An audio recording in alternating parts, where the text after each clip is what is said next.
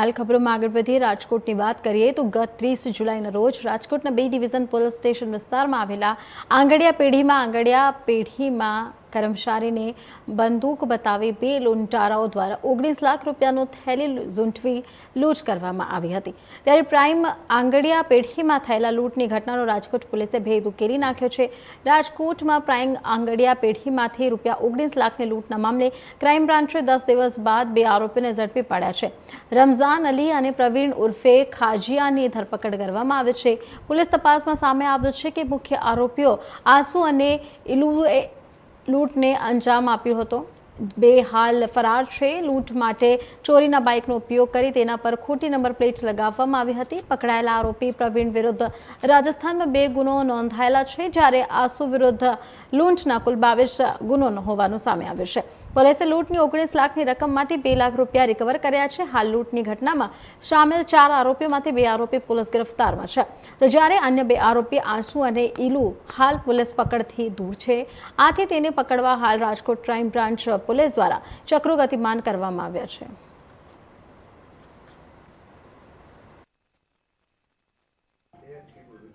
ગત 30 જુલાઈના રોજ રાજકોટ શહેરમાં ભાવનગર રોડ ખાતે આવેલ પ્રાઇમ એન્ટરપ્રાઇઝીસ નામની આંગડિયા પેઢીમાં એક લૂંટની ઘટના બની હતી, જેમાં સવારના ટાઈમે 2 આરોપીઓએ એક હથિયાર બતાવી અને ફરિયાદી પાસેથી 19 લાખ રૂપિયા રોકડા લૂંટી લીધા હતા। માનનીય સીપી સર બ્રજેશકુમાર જાસર અને એડિશનલ સીપી સર ચૈતન્ય મંડલિક સર દ્વારા રાજકોટ શહેર ક્રાઇમ બ્રાન્ચ અને બી ડિવિઝનની ટીમોને આરોપીઓને ઝડપથી પકડી પાડવા માટે અને ડિટેક્ટ કરી મુદ્દામાલ રિકવર કરવા બાબતે સૂચના કરવામાં આવેલ હતી। આ કાર્યવાહીના અનુપાલનના ભાગરૂપે એસીપી શ્રી ભરત બસિયા સાહેબના માર્ગદર્શન હેઠળ પીઆઈ શ્રી એસ ચાવડા સાહેબ, પીઆઈ શ્રી મનોજ ડામોર સાહેબ, પીઆઈ શ્રી ચિરાગ યાદવ સાહેબની ટીમો દ્વારા અલગ અલગ રાજ્યોમાં તપાસ હાથ ધરવામાં આવેલ હતી અને 2 આરોપીઓને અત્યારે રાજકોટ શહેર ક્રાઇમ બ્રાન્ચ દ્વારા ઝડપી પાડવામાં આવેલ છે, જેમાં એક આરોપી રમઝાન અલી એને વેસ્ટ બેંગોલ ખાતેથી હસ્તગત કરવામાં આવેલ છે અને એક બીજો આરોપી પ્રવીણ સન ઓફ ખજીયો એને મથુરા ખાતેથી હસ્તગત કરીને રાજકોટ ખાતે લેવામાં આવેલ છે અને જે 2 આરોપીઓ છે એની વિગતવારની પૂછપરછ અત્યારે હાથ ધરવામાં આવેલ છે અને જે એક આરોપી રમઝાન અલી છે વેસ્ટ બેંગોલથી જેને લાવવામાં આવેલ હતો એના 5 દિવસના રિમાન્ડ મેળવવામાં આવેલ છે અને રિમાન્ડ દરમિયાન એની વ્યવસ્થિત પૂછપરછ કરી એમના પાસેથી મુદ્દામાલની રિકવરી કરવામાં આવશે। સર, આજે બંને આરોપી ઝડપાણા છે, તેમાંથી મુખ્ય આરોપી કોણ છે અને પોલીસ પકડથી બચવા કયા રાજ્યોમાં ફરતા હતા? એઝ એ આરોપી જે અત્યારે પોલીસની શકંજામાં છે રમઝાન અલી અને પ્રવીણ, એ બંને આરોપી જે છે એને લૂંટ કરનાર આરોપીઓ આસુ અને ઇલુ એનો બેકઅપ પ્રોવાઈડ કરાવતા હતા અને એમની મદદગારીમાં હતા। એ રમઝાન અલી દ્વારા રાજકોટ શહેરમાં આ બનાવ બન્યાથી 20 દિવસ પહેલાં એક મકાન ભાડે રાખીને જે 3 આરોપીઓ બીજા છે પ્રવીણ, આસુ અને ઇલુ, આ ત્રણેયને મકાન અપાવવામાં આવેલ હતો અને પછી જે મુખ્ય આરોપીઓ આસુ અને ઇલુ છે જેને લૂંટ કમિટ કરી છે એ બંને રેકી કરી હતી અલગ અલગ જગ્યાઓની અને પછી 30 તારીખે છેલ્લે એને આ લૂંટ કમિટ કરી અને પછી અહીંથી અલગ અલગ જગ્યાએ અલગ અલગ રાજ્યોમાં નાસી ગયા હતા, જેમાંથી રમઝાન અલી વેસ્ટ બેંગોલ ખાતે જતો રહ્યો હતો અને પ્રવીણ જે છે એ મથુરામાં જતો રહ્યો હતો। તો અમારી ટીમો Rajasthan, UP, MP, West Bengal ઇત્યાદિ રાજ્યોમાં તપાસ કરીને પછી છેલ્લે રમઝાન અલીને વેસ્ટ બેંગોલ ખાતેથી ઝડપી પાડવામાં આવેલ છે અને પ્રવીણને મથુરા ખાતેથી પકડવામાં આવેલ છે। બાકી જે 2 આરોપીઓ છે એની અત્યારે શોધખોળ ચાલુ છે।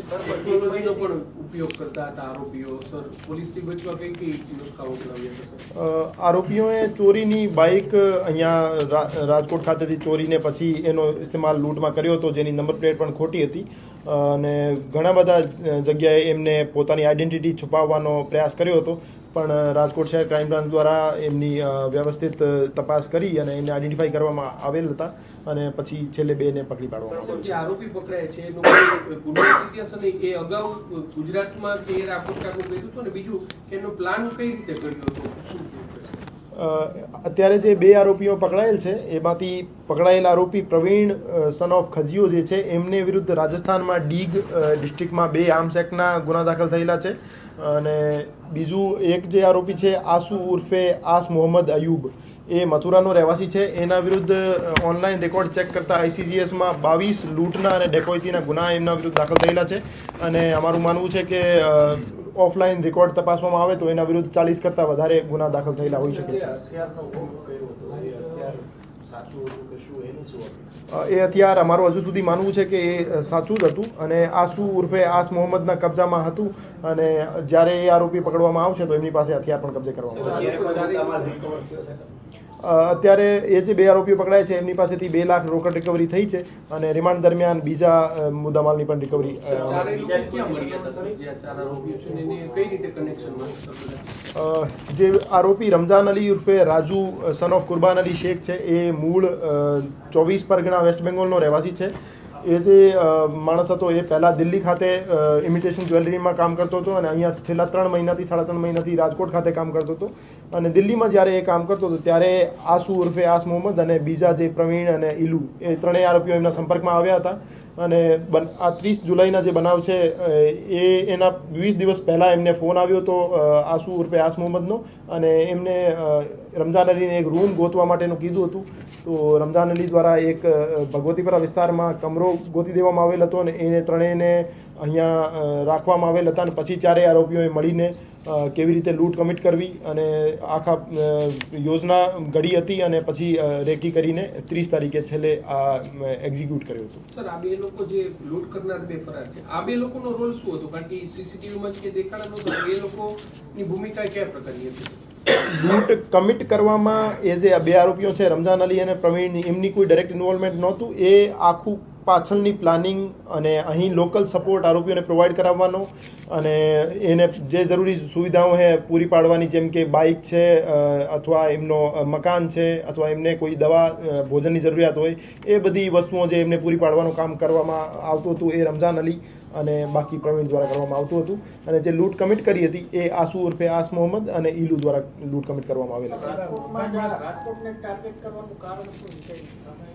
જે રીતે મેં પહેલાં બતાવ્યું એમાં રમઝાન અલી દિલ્હી ખાતે કામ કરતું હતું ત્યારે દિલ્હીમાં એ 3 વ્યક્તિઓ એમની કોન્ટેક્ટમાં આવ્યા હતા. પછી રમઝાન અલી છેલ્લા 3 મહિનાથી અહીંયા રહેતો હતો અને પછી અહીંયા રમઝાન અલીને આસુ ઉર્ફે આસ મોહમ્મદનો ફોન આવ્યો હતો અને રાજકોટમાં એમને કામ કરવું છે એવી ઈચ્છા વ્યક્ત કરી હતી.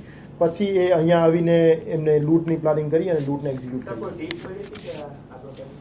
રમઝાન અલીએ જે રૂમ એને પ્રોવાઈડ કર્યો એના પછી એમના દ્વારા રેકી કરી એરિયામાં ઝીરોઈંગ કરવામાં આવેલ હતી અને સૌથી સોફ્ટ ટાર્ગેટ જે હતું પ્રાઇમ એન્ટરપ્રાઇઝે જેમને લાગ્યો અને ત્યાં એમને લૂંટ કરી.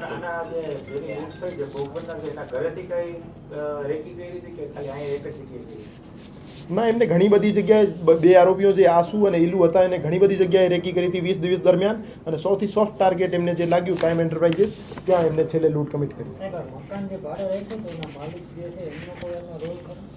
એ જે મકાન માલિક છે એને વગર કોઈ આધાર પુરાવા વગર કોઈ આઈડી કાર્ડ એ મકાન 3 આરોપીઓને ભાડે આપ્યો હતો. તો એના માટે માનનીય સીપી સરનો એક જાહેરનામું છે જેમાં ભાડુઆતની નોંધણી કરાવવી પોલીસ સ્ટેશનમાં જરૂરી છે. તો મકાન માલિક જે ભાડે આપનાર છે એના વિરુદ્ધ એક જાહેરનામા ભંગનો અલગથી ગુનો દાખલ કરવામાં આવશે.